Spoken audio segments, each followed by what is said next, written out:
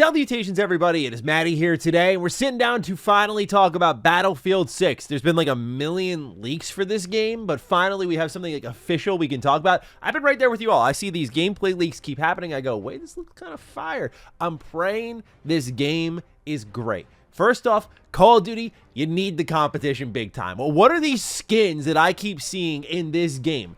But also, I'm praying this game is good because Battlefield in recent entries has been a little bit rough, or in some cases, a lot of bit rough. To be fair, like, I was really positive about 2042 going into its launch after previewing it, and we saw how the launch of that went. So right now, while Battlefield 6, I will spoil it right ahead at the start of the video, looks really sick, you never really know till it's in the community's hands. We got 4 studios working on this Battlefield game. You got Criterion, DICE, Motive, Ripple Effect, but again, after a million leaks, we finally have official details, official gameplay that we can talk about. What do we have here? A game that's not $80. It's releasing October 20th.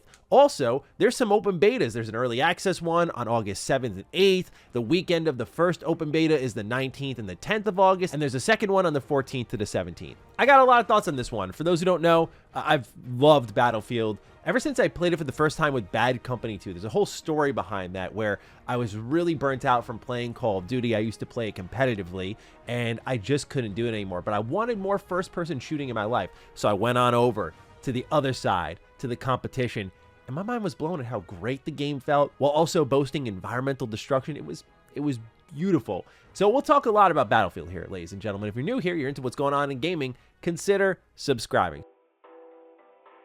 So there's a lot of divisions of this game, right? All these 4 teams, what are they working on? You got a campaign team, you got the multiplayer team. They kind of teased this battle royale mode coming from Ripple Effect. So, I mean, this game is looking like it's going all the way for it. I feel like Battlefield has been ambitious in the past, but I mean, they're doing everything. Full environmental destruction. They've got the full multiplayer suite. Campaigns back. Battlefield Portal is here as well. They're also doing that battle royale mode. I mean, there's a lot here. So they're swinging hard, at least from the outside looking in, and we'll see how it all pans out. Campaign, very light on details. Excited to see it back, but I'm also tempering my expectations a bit. Why is that? Look, I gotta be real. I have never liked the Battlefield campaign. Like, some of them are interesting or fun. Like, there's been decent ones, but nothing that's committed to memory for me. Like, just fun little romps, and that's really it. And so if that's all it serves, it's cool. I'm glad it's there. I'd rather it be there than not at all. But I'm just going to kind of let this thing surprise me one way or the other. You know, Battlefield campaigns I have very low expectations for, so we'll see. But otherwise, what I really want to talk about here is the multiplayer. It looks like they've really listened to a lot of feedback. One game that was very refreshing to play, in my opinion, was the finals. When the finals first came out, I was all over this thing. That's because of the environmental destruction that it boasted. This was exciting because a lot of the ex-DICE developers went away from that company and made their own new company to then work on that game. And it was fast-paced, but it was also just so enjoyable to deconstruct this map, get really creative with the tools you have in deconstructing this map to reach your objective or to move the objective entirely. It was such a dynamic game. Now, admittedly, I fell off afterwards. I just remember being like very dissatisfied with the balancing of the finals as time went on. Like, people were really starting to cheese it a lot, and it just got a little annoying to play. But look, I'm glad this game overall in Battlefield 6 looks really good, includes this environmental destruction and more, because we're kind of giving up and have given up Battlefront for this. And looking at the recent surge of Battlefront 2, everyone and their mama is hoping for a little bit of Battlefront 3 one of these days. But if we're going to get Battlefield, it better be damn good if that's the price we've got to pay. So looking around at the environmental destruction, it does remind me a ton of the finals in the most ideal way, right? It's just like how Battlefield used to be properly. Like, you were able to just break down these buildings. And I mean, they've taken it up a notch. Like, you're breaking through every window, every door, everything is accessible, and just full-on buildings everywhere are collapsing. This is not like the Levolution that we saw with Battlefield 4, where it was really cool, it was really impressive, but it was like the same every match. This looks, in my opinion, exactly as it should be. Tactical destruction. Like, you think you can hide in that bunker? I'm blowing it up. You think you can hide in that apartment building in Brooklyn? I'm taking that out too. Like, the destructibility just goes crazy in this game, and especially with so many vehicles, you're just barreling through everything here. So the environmental destruction really excited me here because that's Battlefield proper. And I feel they got away from that a lot, but now they're going back to it, and it looks like a really strong return. The other thing they got away from, they went for a more kind of hero system in the last Battlefield game that many fans, myself included, were a little bit about. It just felt not right, wasn't good. And so now they're going back to the class system. As they said in the whole breakdown, they're like, we heard you. We're going back to the class system.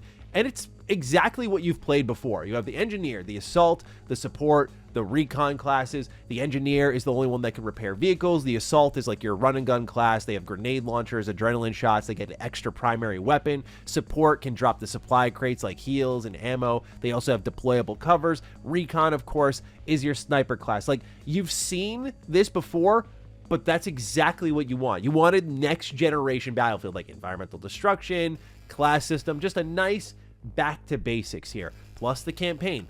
Exactly what we want nowadays. And not being $80, also really good. What really did impress me was some of the additional movement tech that they put into the game. These are little animations like after falling for a little bit, if you're coming from like a large jump and you land, your character rolls. Or some of the movement that we saw kind of first introduced in Black Ops 6 and how well Battlefield 6 is keeping up with it, where there's prone diving and sliding and then shooting on your side, shooting on your back. I love that type of stuff. I mean, that's one thing that made Black Ops 6 really fun to play for like a weekend, at least in my experience. But yeah, it's still decent time. In true Battlefield fashion, there's leaning and peeking. You can mount your weapon. There's crouch sprinting, which I thought was pretty nice. And the biggest one that stood out to me, because it played into the environmental destruction, was a lot of the shoulder rushing, like shooting your hand through a window, barreling down through a door, and just pounding through the environment, even if you're not in a vehicle. Like that sort of movement, that locomotion, just really, I think, important for the overall design of the game. So I thought that looked good too. So now you've got the classic class system, you've got the classic destruction system, and you've got decent looking movement here. It's not like Call of Duty-ified where you're doing like 360 prone dives and stuff. Like that's more Call of Duty's bag because it's more arcadey. I like that they're going for that mixture of grounded and ridiculousness that I kind of associate with Battlefield. Like these impossible things are happening here, but it's very believable, I think, because of how DICE commits to sound and visuals and just kind of elevates the overall immersion factor of their shooters compared to Call of Duty. Call of Duty, though, again, with those skins, bro, I've been seeing some crazy clips on Twitter, like including SpongeBob and the Ninja Turtles and like Rick and Morty. And I've just been seeing wild things, and it's trying to turn itself into Fortnite, which is what's kind of, I think, pushing a lot of us to be like, please be good, man. Like Call of Duty needs someone to step on their toes and make them go, oh, we should probably lock in a little bit here. But Call of Duty is just chasing that Fortnite bag where they're like, what guest character can we bring in this time? And I'm just, yeah, it's a shell of itself as far as I'm concerned. It's really hard to take seriously as a franchise at this point. So I'm happy to see Battlefield kind of locking in here.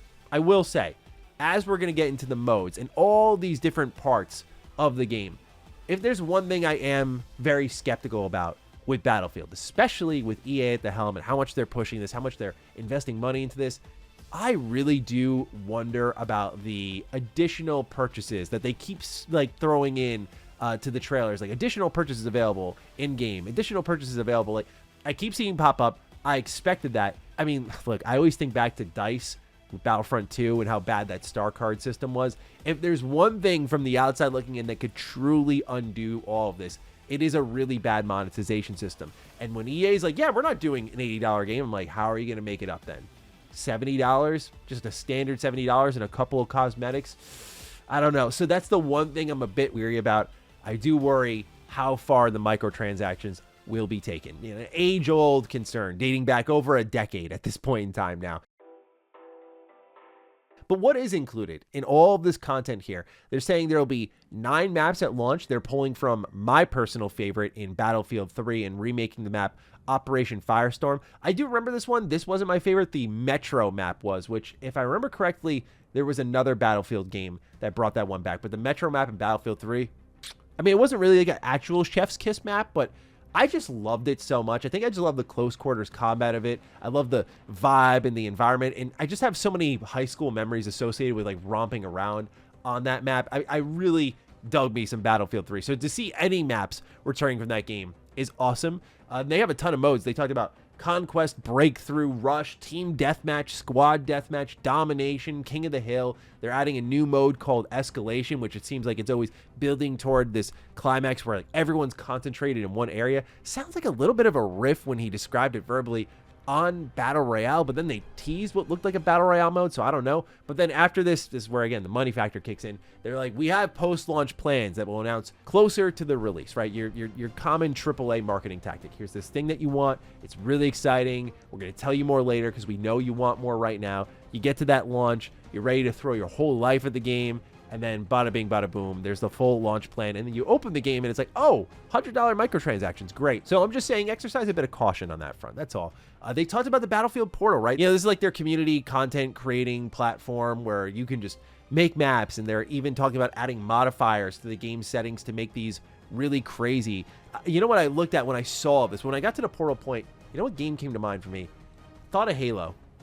I thought of Halo, man, because I look at how much... And again, we'll sing the praises fully when the game is out. But I do look at Halo and go, man, what I would give for like 4 studios, all these studios handling different divisions of the game. Like you're the campaign team for Halo. You're the multiplayer team for Halo. You're the Forge team for Halo. Maybe that's what they're doing now. That would be fantastic. But I do look at what EA is doing, and it is a massive swing. It's a massive investment into Battlefield. Like Battlefield 6 has to be a home run. And given the way they're addressing complaints from past games, if this game is good, which it looks like it is, I think it can be a home run.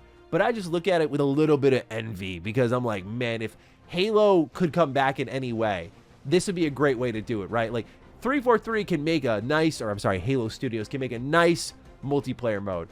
Their campaign work has been less than desirable. So like hand the campaign off to someone else. Like, see what I'm getting at here? So I'm just like out of a pure research and scientist point of view, I will be studying Battlefield 6 closely, how successful it is, and if it's successful at all, how EA describes that success. Because I do feel this can change how a lot of first-person shooter franchises work. Obviously, Call of Duty has a massive amount of outsourcing and different teams on different parts of the game. They've been doing it for a while. So this is really Battlefield falling in line with that. But for EA as a publisher to commit this many resources to Battlefield, plus a brilliant mind, Vince Zampella is at the head of like all of this. And that would make sense if this game kicked ass because Zampella does not make whack games. This guy, especially like responsible for some of the best Call of Duty games. So he's in his bag right now. Yeah, overall, what I'm seeing for Battlefield 6, just wanted to share some thoughts here because I thought it looked really good between the multiplayer reveal. Campaign, I'm a little more reserved on, but the multiplayer, I just went, wow, awesome. But I'm also guarding myself a bit, not just from the monetization, but I also, this happens to me a lot. Like every Battlefield game shows so well. Like I always remember Battlefield 1 and playing it during the beta and just loving it. I thought Battlefield 1 was pretty good, but just every Battlefield game that comes around, because it's so rare, I get so excited. But this time, eyes wide open. We're paying attention to all the warning flags that may be showing up here. But right now, not seeing a metric ton. But it's just that like old wound that's sitting there on me. And I'm just like, I remember what you did, DICE. I haven't forgotten yet. So we'll see. But I'm curious to get your thoughts on Battlefield 6. I haven't poked around the community all that much to see like the general temperature check on where people are at. But I think it looks great. Just wanted to share some thoughts on it here today in what has been a pretty slow end of the month here. Gamescom can't come soon enough, but otherwise, I dish it off to you. Let me know what you're thinking down below. Other than that, I'll catch you in the next one. Stay sexy, stay active. I love you all. Peace.